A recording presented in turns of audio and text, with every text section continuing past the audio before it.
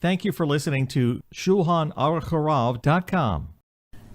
Is it permitted on Shabbos to open or close a folding table or folding chair?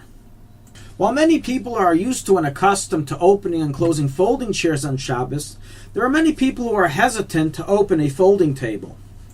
And the reason for their suspicion is due to a Shabbos prohibition called the Isser of Oihel, forming a tent, and we will now analyze if in truth there is any Isser involved in doing so, and if it is proper to avoid opening folding tables on Shabbos. The Gemara in Shabbos 125b, recorded in the Shulchan Aruch in the Mechaber 315.1 and the Alter Rebbe 315.1, writes that it is forbidden to make a roofing on Shabbos due to the Oihel prohibition. The Oihel prohibition is a rabbinical prohibition when done for temporary purposes, and is an offshoot of the prohibition against building on Shabbos. The question, however, is asked, to which cases does this apply? Is it always forbidden to make a hovering no matter what? Or is the rabbinical prohibition only applicable in specific scenarios and permitted in others?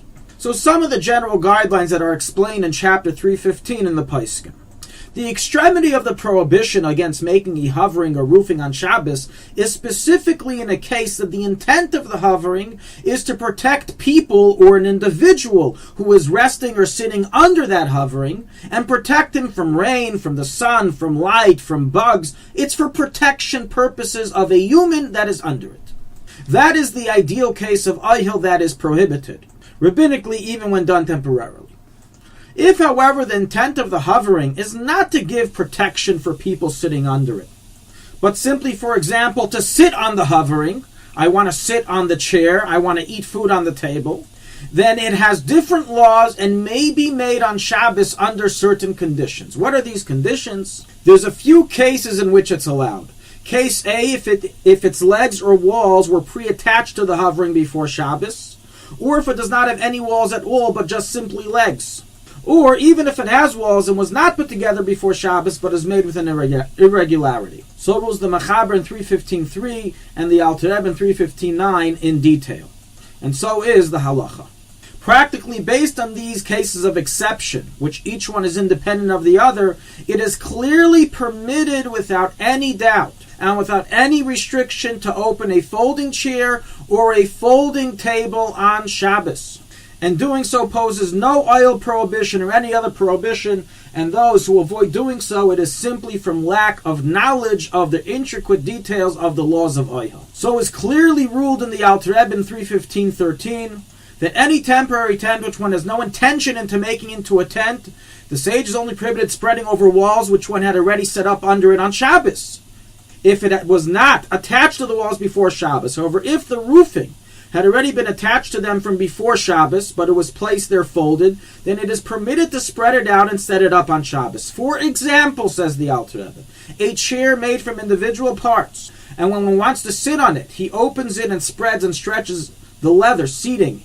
And when one removes the seat, he closes it up and has the leather fold, then it is permitted to initially open it on Shabbos, even if it has walls under it. And so is recorded in the Mechaber 315.5, based on the Gemara in Shabbos 138a that says it's permitted on Shabbos to open a kisei traskel, and as explains Tosfos and brought in Rashi, this refers to a folding chair. And hence it is clearly written in the Paiskim that it is mutter to open a folding chair, and the same would apply to a folding table, as there's no difference in halacha between the two.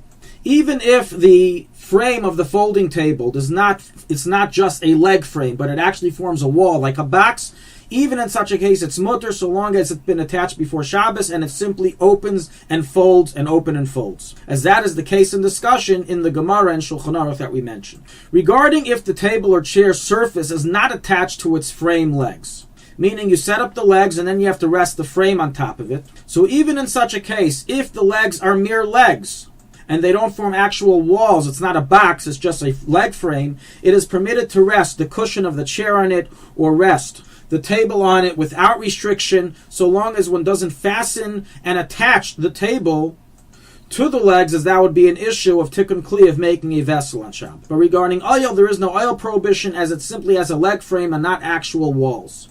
So if your cushion came off your chair on Shabbos, you're allowed to put it back on, so long as you don't attach it.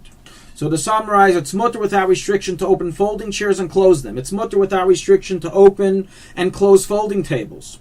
And it is mutter to place a table surface or cushion of a chair onto its frame legs on Shabbos without restriction, so long as you don't fasten it onto it. Thank you for listening to ShulchanAruchHarav.com. Our free services of making Torah knowledge available to the public depends on donors like you. Please help us continue our work through making even a small contribution at ShulchanAruchHarav.com under the Daily Halacha Dedication section or in the subscription page. Also, check out our online courses and many sefarim available for purchase that will both enhance your Torah knowledge and help support our work.